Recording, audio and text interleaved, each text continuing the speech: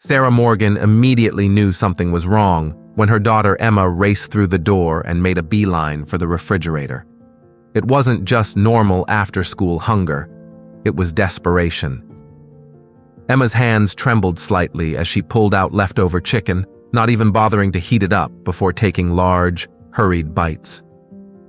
"Slow down, sweetheart," Sarah said, watching with growing concern. "You'll give yourself a stomachache eating that fast." Emma barely acknowledged her mother, focusing entirely on the food in front of her. Sarah's brow furrowed as she observed her normally talkative 11-year-old. This had been happening for weeks now.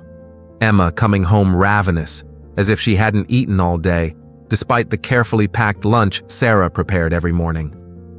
At first, Sarah had brushed it off. Kids went through growth spurts. Maybe Emma was just burning more calories with PE or recess. But this intense hunger seemed different. Wrong. The way Emma's eyes darted to the refrigerator the moment she walked in the door, the slight tremor in her hands as she served herself, the way she hunched protectively over her plate. These weren't signs of a growth spurt. They were signs of something more troubling. Sarah watched as Emma devoured a second helping, wondering when this pattern had started. It had been gradual, she realized. A little hungrier one week, ravenous the next. Now it had become their daily routine. Emma rushing through the door, dropping her backpack unceremoniously on the floor and making a straight line to food. "Emma, honey," Sarah began cautiously, sitting down across from her daughter. "Are you eating your lunch at school?" Emma's movement stilled for just a fraction of a second, so brief Sarah almost missed it, before she continued eating. "Yeah, Mom. I'm just really hungry. We ran a lot in gym today." Sarah leaned forward, trying to catch her daughter's downcast eyes. "You've been really hungry every day for weeks now, and you always have a reason, gym class or a busy recess or extra activities." She kept her voice gentle, non-accusatory. "I'm just wondering if there's something else going on." "Nothing's going on," Emma replied too quickly, still focused on her plate. "Can I have some more?" Sarah nodded, watching as her daughter served herself another helping. Something wasn't adding up, and Sarah's instincts, the ones that had guided her through 11 years of single motherhood, were on high alert. Being a single parent had taught Sarah to trust those instincts. Ever since Emma's father had walked out when she was just 2 years old, Sarah had been both mom and dad, provider and protector. Working full-time as a dental hygienist while raising Emma hadn't been easy, but they'd found their rhythm. They looked out for each other. Which was why Emma's sudden secretiveness felt so wrong. They didn't keep secrets, not big ones. That night, after Emma had gone to bed, Sarah sat at the kitchen table staring at the purple lunch bag she'd just prepared for tomorrow. Inside was a turkey sandwich with the crusts cut off just how Emma liked it, apple slices, homemade cookies, and a small carton of milk. A lunch that should keep any kid satisfied until dismissal. Sarah carefully memorized the arrangement of each item in the lunch bag, even snapping a quick picture with her phone. Tomorrow, she'd check to see if everything had been eaten or if something else entirely was happening to Emma's lunch. Sleep didn't come easily that night. Sarah tossed and turned, her mind racing with possibilities. Was Emma giving her lunch away to another student? Was she throwing it out because she didn't like what Sarah packed? Was someone taking it from her? The thought of another child bullying Emma made Sarah's chest tighten with anxiety. Or was it something else entirely? The next morning, Sarah was extra attentive as she handed Emma her lunch bag. "I put those chocolate chip cookies you like in there," she said casually. "The ones with the sea salt on top." Emma's face brightened momentarily before that same guarded expression returned. "Thanks, Mom." As the school bus pulled away, Sarah stood on the porch, coffee in hand, watching until it disappeared around the corner. Something was definitely wrong, and today she would find out what. Work dragged by with agonizing slowness. Sarah went through the motions, cleaning teeth, making small talk with patients, filling out charts, but her mind kept drifting to Emma. By the time her shift ended, she was practically sprinting to her car. Emma's bus had just pulled up when Sarah parked in front of their modest two-bedroom home. She watched from the car as her daughter stepped off, shoulders slightly hunched, backpack hanging limply from one arm. Even from a distance, Sarah could read the weariness in her daughter's posture. "Hey, sweetheart," Sarah called, getting out of the car. "How was your day?" "Fine," Emma said, the standard reply of children everywhere. But the way her eyes darted toward the house told Sarah exactly what was coming next.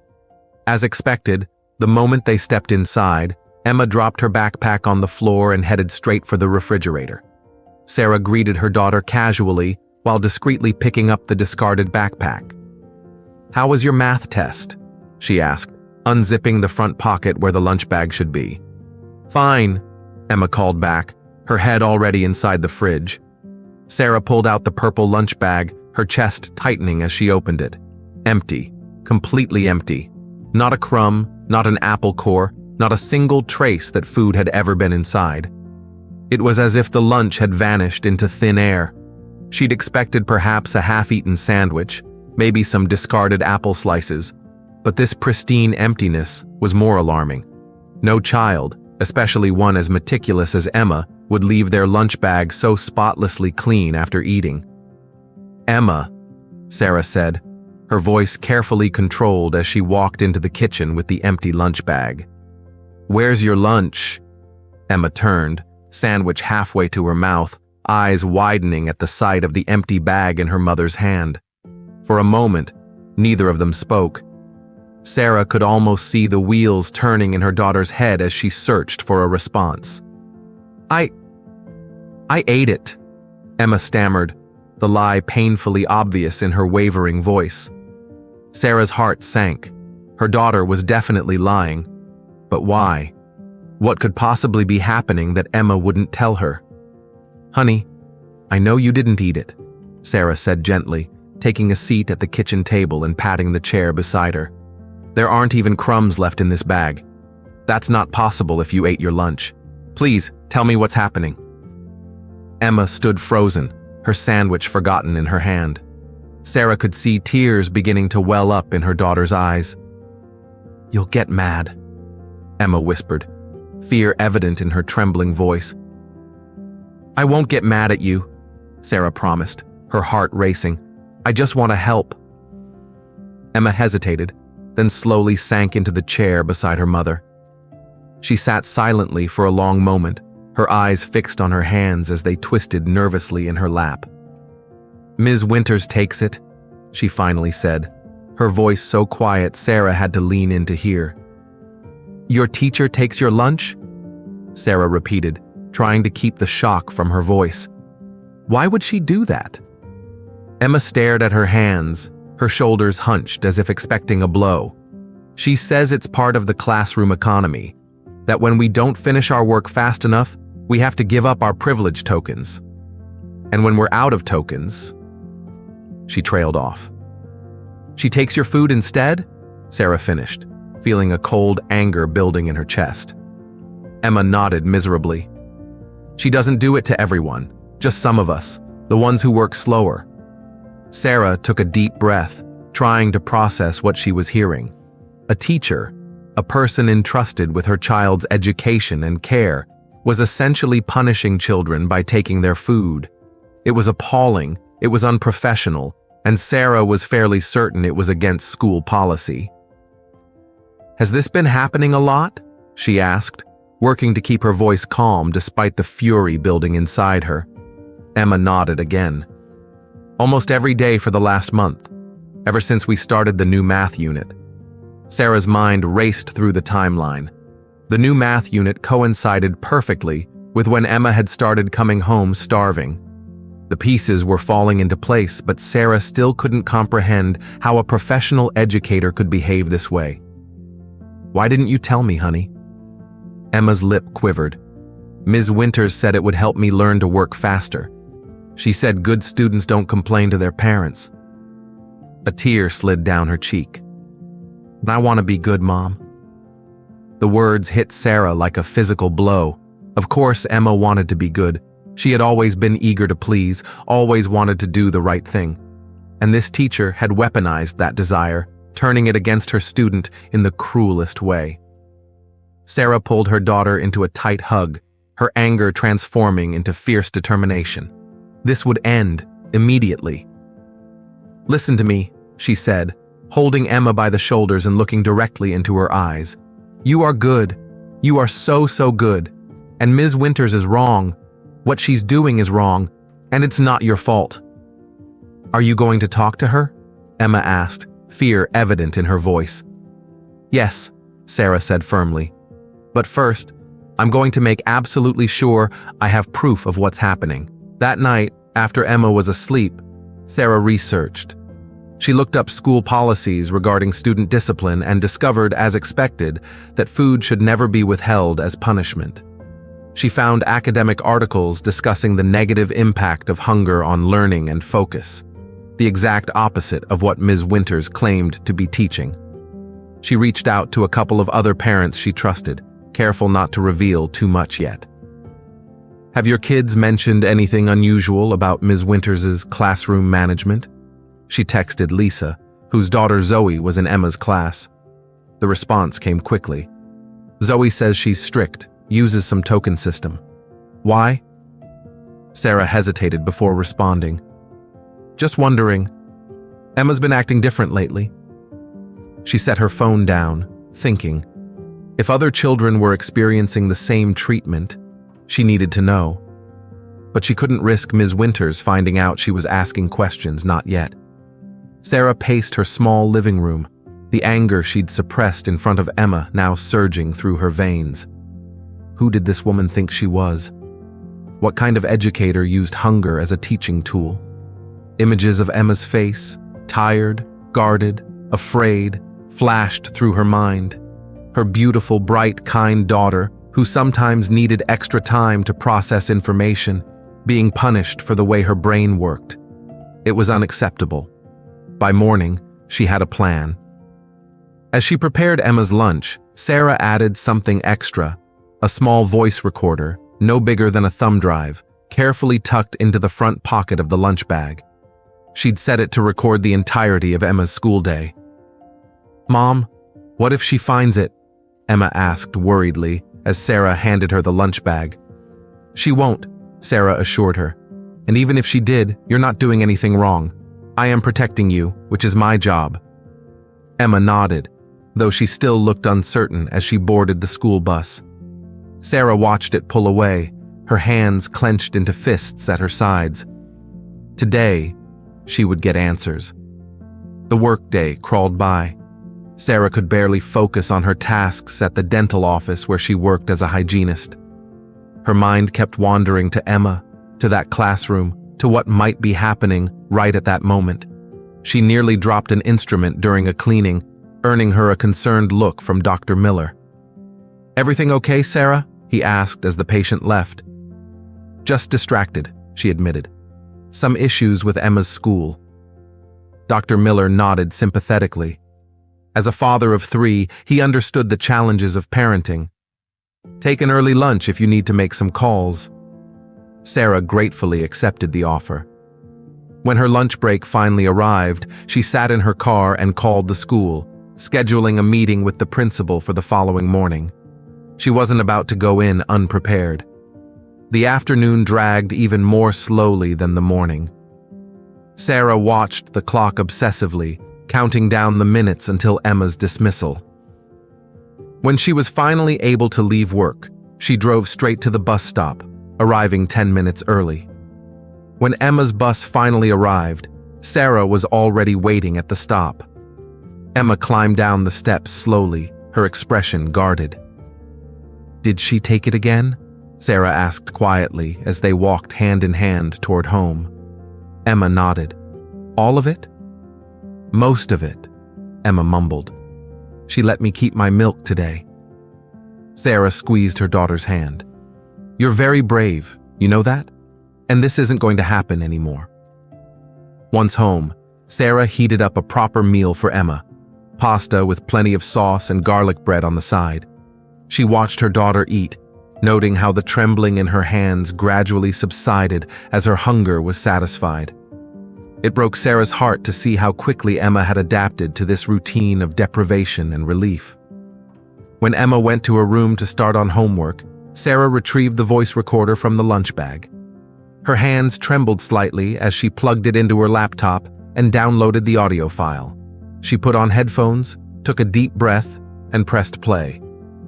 For the first hour, there was nothing unusual, just the ambient sounds of a classroom, children chatting, Ms. Winters giving instructions.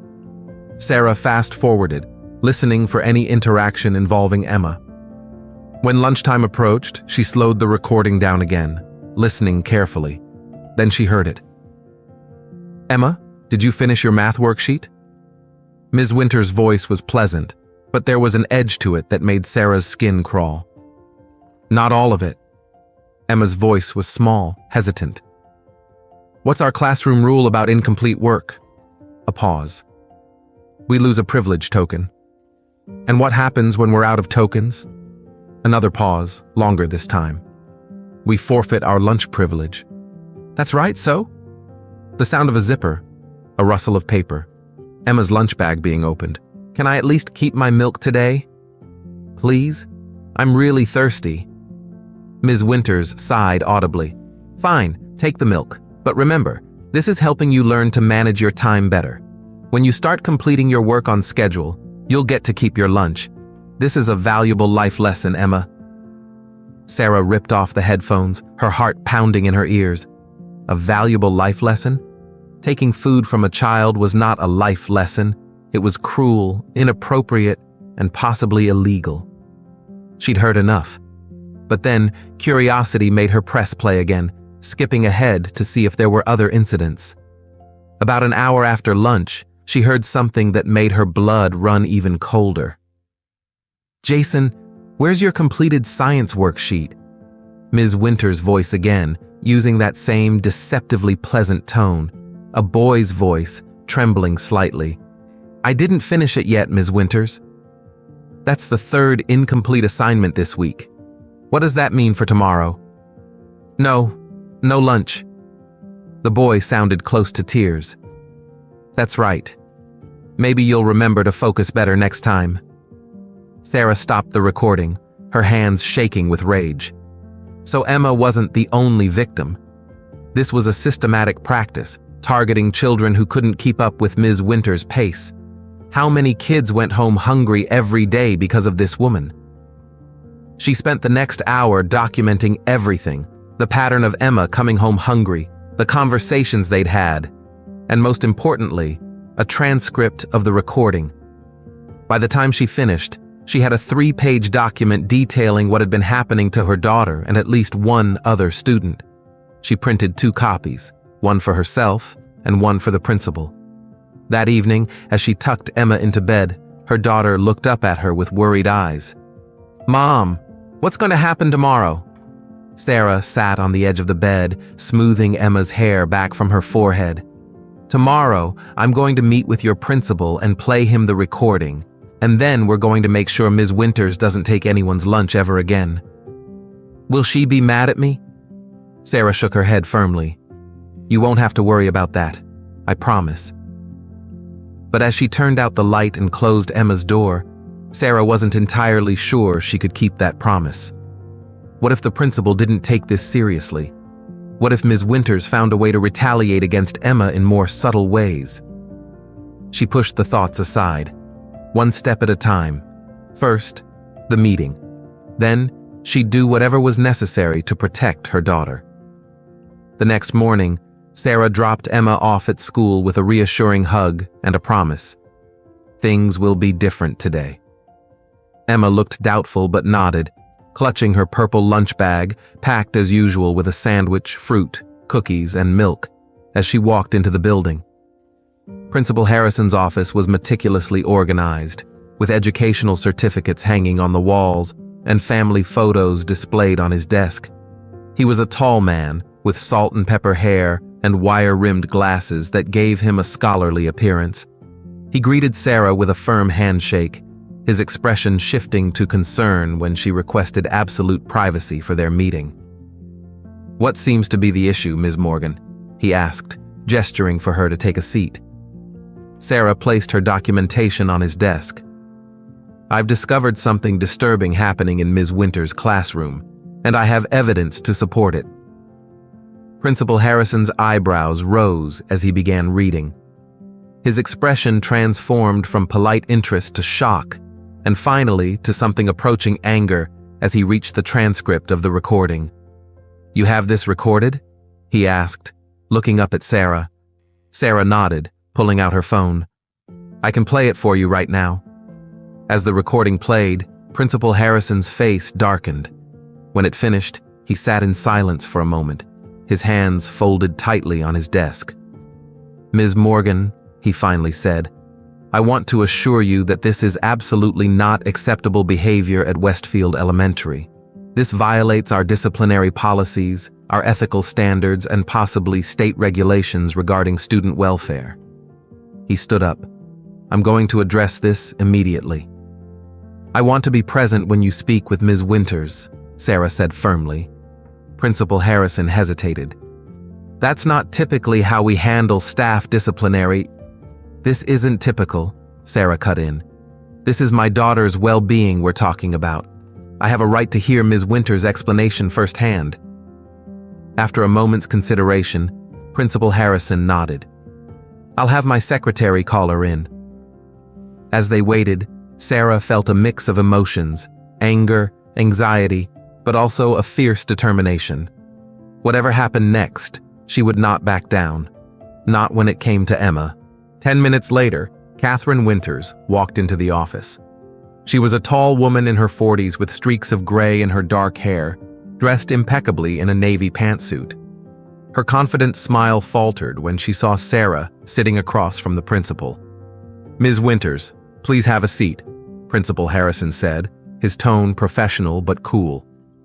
"We need to discuss a serious concern regarding your classroom management techniques." Ms. Winters sat down, her posture rigid. "Of course. What seems to be the issue?" Principal Harrison slid the documentation toward her. "Please read this." Sarah watched as Ms. Winters' expression shifted from confusion to defensive irritation as she read. When she reached the transcript, her face paled slightly before she composed herself. "This is being taken completely out of context," she said, pushing the papers back across the desk. "The classroom economy system is a proven educational tool.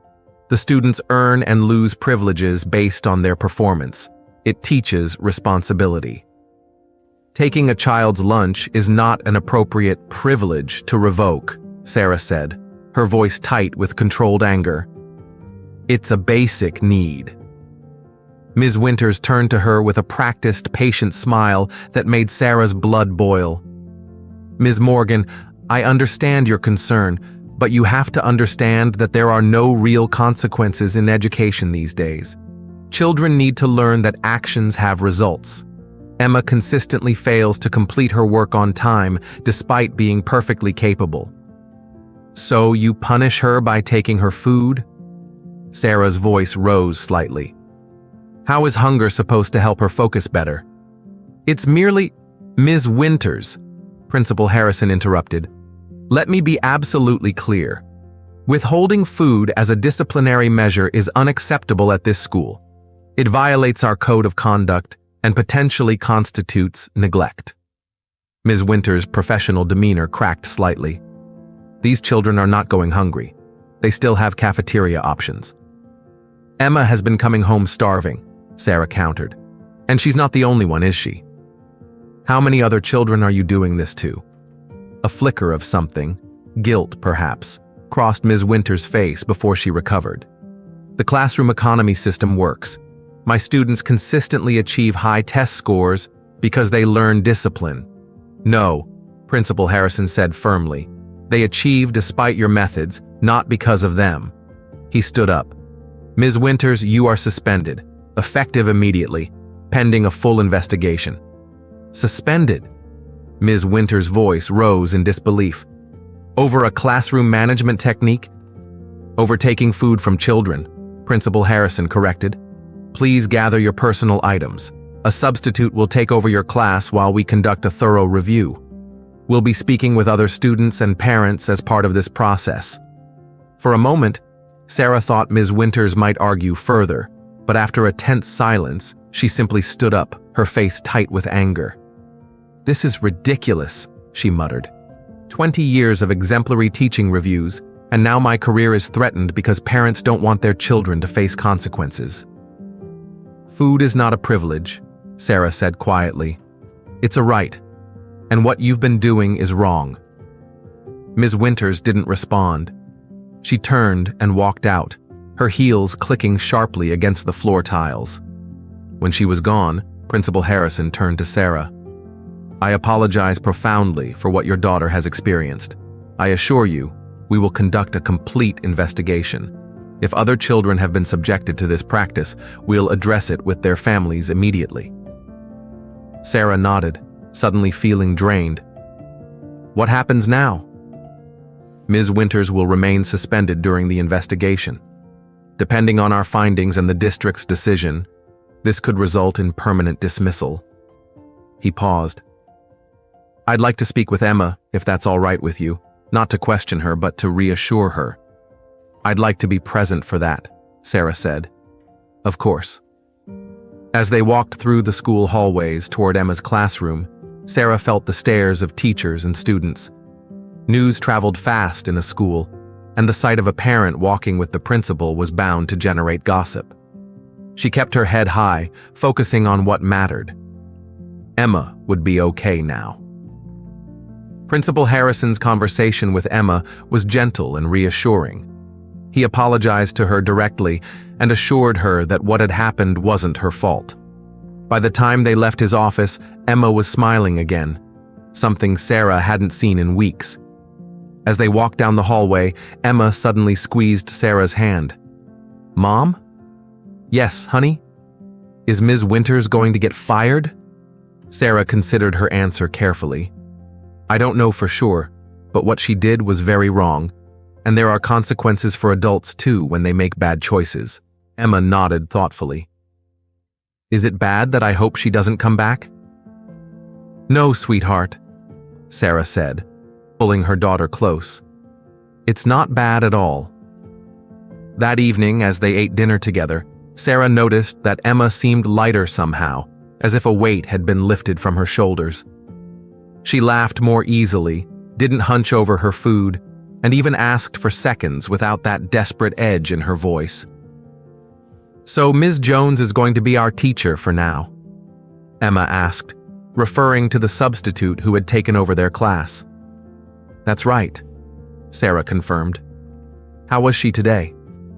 "Nice," Emma said. She didn't take anyone's lunch.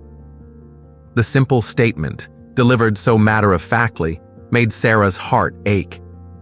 What should have been the bare minimum expectation, not having your food taken as punishment, had become noteworthy in Emma's mind. "No teacher should ever take your lunch, Emma," Sarah said firmly. "That's not normal or okay." Emma nodded, though Sarah wasn't sure if she fully believed it yet. The damage from weeks of Ms. Winters' classroom economy wouldn't disappear overnight. The next day, Sarah received an unexpected call during her lunch break. It was Principal Harrison. "Ms. Morgan, I wanted to update you on our investigation," he said, his voice grave. "We've interviewed several students from Ms. Winters' class, and it appears that at least 5 children were regularly having their lunches confiscated as punishment for incomplete work." Sarah closed her eyes, imagining those other children going home hungry day after day. "Who were they?" "I can't share names due to privacy regulations, but I can tell you that there was a pattern. The affected students all had something in common." "Let me guess," Sarah said bitterly. "They all had learning differences or needed extra time." Principal Harrison's silence confirmed her suspicion. "That's discrimination," Sarah said, her voice hard. "Yes," he agreed softly. "We're taking this very seriously. The district superintendent is involved now." Over the next week, the investigation continued. Sarah received daily updates from Principal Harrison, each more disturbing than the last. They discovered that Ms. Winters had been implementing her lunch privilege system for years, but previous complaints had been dismissed as misunderstandings or exaggerations. Her high test scores and stern reputation had shielded her from scrutiny. Remember, if you're watching this and suspect something isn't right at your child's school, don't be intimidated by authority figures or credentials. Document everything, gather evidence like Sarah did, and persist until someone listens. No educator should be beyond accountability, no matter how long they've been teaching or how impressive their results appear. Hit subscribe now to see more stories of parents who stood up for their children when systems failed them.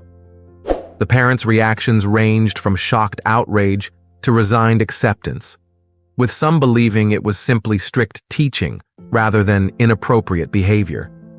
Some even defended Ms. Winters, arguing that children needed to learn real-world consequences. The real world doesn't take your lunch away if you're slow at a task, Sarah had argued during a hastily organized PTA meeting to address the situation. In the real world, that would be called theft. Meanwhile, Emma was flourishing under Ms. Jones's guidance. The substitute teacher had implemented a more supportive approach to learning, giving students the time they needed to complete tasks and offering help rather than punishment when they struggled.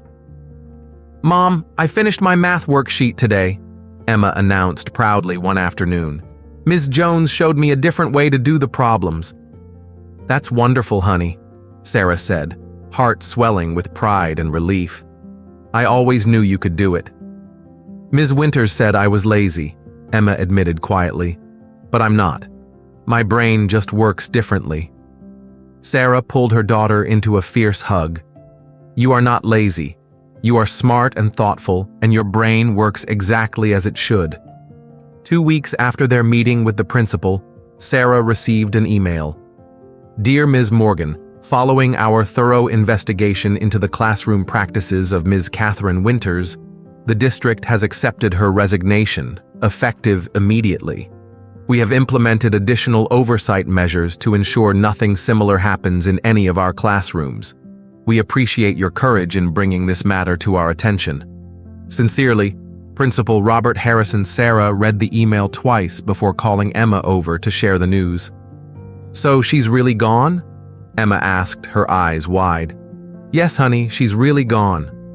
Sarah brushed a strand of hair from Emma's face. "How do you feel about that?" Emma thought for a moment. "Relieved," she finally said. "And kinda hungry." Sarah laughed, the sound washing away the last of the tension she'd been carrying. "Well, we can definitely fix hungry. How about ice cream before dinner? Just this once." Emma's face lit up. "Really? Really, we're celebrating." As they sat at the kitchen counter, ice cream bowls between them, Sarah watched her daughter eat without hesitation, without fear, without the desperate hurry that had marked her behavior for weeks. It was a small thing, perhaps, but it meant everything. That night, as Sarah packed Emma's lunch for the next day, turkey sandwich, apple slices, cookies, and milk, she felt a profound sense of peace. The simple act of preparing food for her child had taken on new meaning. It wasn't just nourishment, it was security, comfort, and love. "Mom?" Emma's voice came from the doorway. She was supposed to be in bed, but Sarah couldn't find it in herself to be upset. "Yes, sweetheart?" Emma padded across the kitchen in her pajamas and wrapped her arms around Sarah's waist. "Thanks for believing me, and for fixing it." Sarah bent down to embrace her daughter properly. "Always," she promised. "I will always believe you, and I will always try to fix what's wrong. Even when adults say I'm wrong." "Especially then," Sarah said firmly, "because you're more important than any adult's opinion." Emma squeezed her tighter. "I love you, Mom." "I love you too, baby, more than anything." As Emma went back to bed, Sarah finished packing the lunch, securing the clasp with particular care. Tomorrow would be better, and the day after that, better still. Each day, putting distance between Emma and what had happened. Each lunch an affirmation that her daughter's needs mattered, that she was protected, that she was loved. 2 months later, Sarah sat in the back of the school auditorium, watching as Emma and her classmates presented their science fair projects. Emma had chosen to research the effects of nutrition on brain function, a topic that had personal significance for her now. As Emma confidently explained her findings to the judges, Sarah fought back tears of pride. The change in her daughter was remarkable. Gone was the anxious, hunger-stressed child who had been afraid to speak up. In her place stood a girl who had learned perhaps the most valuable lesson of all, that she deserved to be heard, to be believed, and to be protected. After the presentations, Principal Harrison approached Sarah. "Emma did a wonderful job," he said. "Her project is very impressive." "Thank you," Sarah replied. "She's been working on it for weeks." Principal Harrison hesitated, then continued in a lower voice. "I wanted you to know that we've completely revised our discipline policies at the district level. No form of food restriction is permitted as a consequence, and all staff have undergone training to recognize and report inappropriate disciplinary methods." Sarah nodded appreciatively. "That's good to hear. And," he added, "we've implemented a new program to identify students who might need additional learning support earlier. If we'd had this in place before, Emma and the others might have received the accommodations they needed instead of—" He trailed off. "Instead of being punished for how their brains work," Sarah finished for him. "Exactly." He looked genuinely remorseful. "I should have known what was happening in our classrooms. I'm sorry it took your intervention to bring it to light." "What matters is that it changed," Sarah said. "And not just for Emma, but for all the kids who might have been next." As they parted ways, Sarah watched Emma chatting animatedly with her classmates, her science project proudly displayed behind her. The journey from that first day of desperate hunger to this moment of triumph had been difficult, but necessary. Has your child ever come home unusually hungry? Or have they shown other unexplained changes in behavior?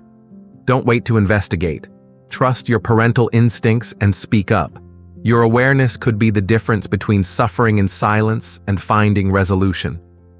Share this story if you believe in protecting all children's right to dignity and respect in school.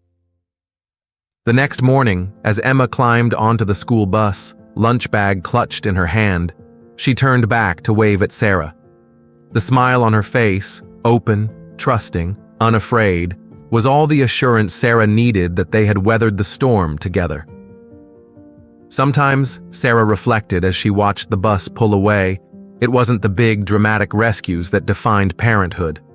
Sometimes, it was simply noticing what others missed, believing when others doubted, and fighting when others would have you stay silent. Sometimes, the most important battles were fought over something as seemingly ordinary as a packed lunch, and in those battles, love always won.